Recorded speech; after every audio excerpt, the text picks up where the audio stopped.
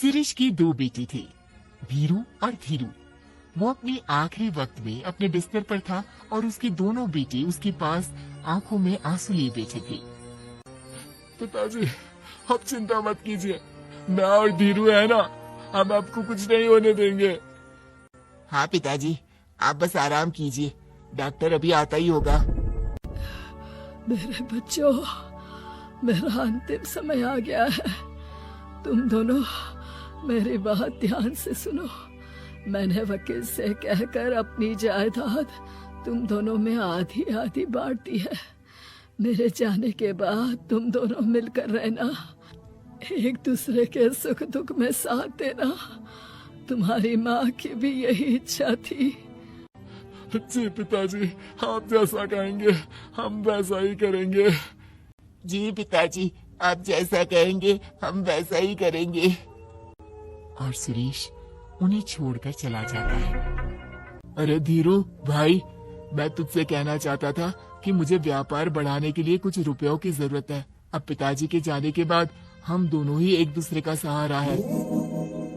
पिता के जाने के कुछ दिनों के बाद दोनों भाइयों की जिंदगी धीरे धीरे सामान्य हो जाती है। दोनों भाई अब अपना अपना व्यापार संभाल लेते हैं। दोनों एक ही घर में तो रहते हैं, लेकिन अब उनके रिश्ते में पहले जैसी बात नहीं रहती। वीरू शुरू से ही लालची था, इसलिए सुरेश ने पहले ही उन दोनों में प्रॉपर्टी का हिस्सा बांटकर लड़ाई की गुंजाइश खत्म कर दी थी। लेकिन पिताजी के जाने के बाद वीरू का लालच बढ़ने लगा। हाँ भैया, आप बताइए कि मैं आपकी किस तरह से मदद कर सकता हूँ। मुझसे जो बन पड़ेगा मैं करूँगा। अच्छा तो भाई, तू ना मुझे अपनी गाय दे दे। वैसे भी तू पढ़ा लिखा मॉडर्न लड़का है, भला तू गाय का करेगा क्या? लेकिन इससे मेरी ना बहुत मदद हो जाएगी। ठीक है भैया, आखिर भाई ही तो भाई के काम आता है।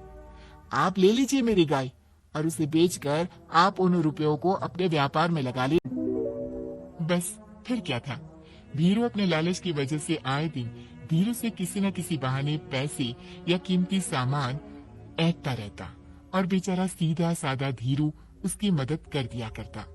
इसी तरह 2 साल बीत जाते हैं और दोनों भाई शादी कर लेते हैं। शादी होने के साथ ही अपनी बीवी के कहने पर वीरू अपना हिस्सा अलग कर लेता है। अब दोनों भाई अलग अलग रहने लगते हैं। अरे साधना, ये देखो, मैंने आज ही एक बड़ी डील साइन की है। ये शहर का सबसे बड़ी फैक्ट्री का मालिक है। इसके साथ व्यापार करके मेरे व्यापार में दिन दुनी रात चौगुनी तरक्की होगी। लेकिन इसकी बस एक ही शर्त है, अगर इसे हर हफ्ते सामान की पेमेंट नहीं दूंगा तो मुझे इसे जुर्माने के तौर पर बहुत बड़ी रकम देनी होगी। ये तो बड़ी ही चिंता की बात लगती है जी। अरे चिंता कैसी, मैंने पहले ही हिसाब लगा लिया है। मैं इसे हर हफ्ते पेमेंट भी दूंगा और एडवांस पे ऑर्डर भी, तो फिर चिंता काहे की। पास से गुजर रहा वीरू उन दोनों की सारी बातें सुन लेता है और फिर, अरे राधा सुनती हो, उस धीरू ने आज एक बहुत बड़ी डील साइन की है। ये सुनकर ना मुझे बहुत बुरा लग रहा है। वीरू उसे सारी बात बताता है। तो ऐसे हाथ पे हाथ रख के गुस्सा करने से क्या होने वाला है? आप तो उस डील की कमजोर कड़ी जानते ही हैं, तो मारिए हथौड़ा। अगले दिन धीरू के घर में चोरी होती है और उसमें उसके वो रुपए भी चले जाते हैं जो धीरू डील के मुताबिक क्लाइंट को देने वाला था।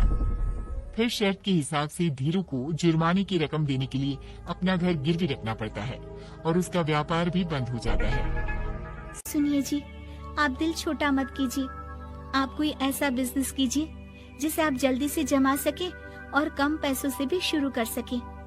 आप फल सब्जियों का व्यापार शुरू कीजिए। तुम ठीक कहती हो, मैं कल से ही मंडी जाकर सब जानकारी लेकर आता हूँ। उधर वीरू और राधा धीरू की बर्बादी की खुशियाँ मनाने में लग जाते हैं और इधर धीरू खूब मेहनत करके फिर से अपनी आर्थिक हालात पटरी पर ले आता है। लेकिन फिर एक दिन, अजी सुनते हो, तुम यहाँ पर उसके बर्बाद होने की गलत फहमी में खुश हुए जा रहे थे और तुम्हारे भाई का फल सब्जियों का व्यापार बड़ा अच्छा चल निकला है। मैं अभी बाजार में उसकी दुकान देख कर आ रही हूँ। अरे भीड़ लगी हुई थी वहाँ तो फिर जल्दी से अपने खुराफाती दिमाग से कोई आइडिया निकालो इस मुसीबत का। आइडिया तो बहुत अच्छा है मेरे दिमाग में। अपने भाई से कह के इसके गोदाम में चूहे डलवा दूंगी, फिर देखना नजारा। राधा की चालाकी से धीरू का ये काम भी ठप हो जाता है। अब धीरू और उसकी पत्नी के लिए उधार पर जीने के अलावा कुछ नहीं बचा था।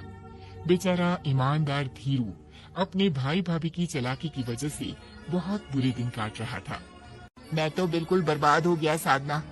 पिताजी का दिया हुआ अच्छा खासा बिजनेस संभाल रहा था, लेकिन मेरी किस्मत ने मुझे यहाँ लाकर खड़ा कर दिया। अब तो खाने के भी लाले पड़ रहे हैं। ये नौकरी भी इतनी आसानी से नहीं मिल रही। मुझे माफ कर दो, मेरे साथ रहकर तुम्हें भी ये दिन देखने पड़ रहे हैं। देखिए जी, आप दिल छोटा मत कीजिए। भगवान कोई ना कोई रास्ता जरूर खोल देगा हमारे लिए। और मेरे दिमाग में तो एक अच्छा आइडिया आ भी गया। मैं बचपन से ही अपनी दादी, नानी और माँ को एक खास तरह का अचार बनाती देखती आई हूँ। वो अचार जितना टेस्टी होता है, उतना ही उसे बनाना मुश्किल भी।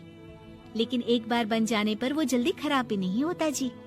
वो अचार सिर्फ हमारे ही गांव में बनता था, जिसे खरीदने के लिए दूर दूर से लोग आते थे। मैं सोचती हूँ वही अचार बनाने का काम हम शुरू करें तो। मैं बनाया करूँगी और आप उसे मार्केट में बेच आया करना। साधना, तुम्हारी बातों से मेरे मन में उम्मीद जाग उठी है, लेकिन ये सब काम शुरू करने के लिए रुपए कहाँ से आएंगे? ए जी, मेरी ये कंगन किस दिन काम आएंगे? आप इन्हें गिरवी रखवा लो और जब पैसे आ जाए तो इन्हें छुड़वा लेना। साधना बाजार जाकर अचार बनाने का सामान लेकर आती है।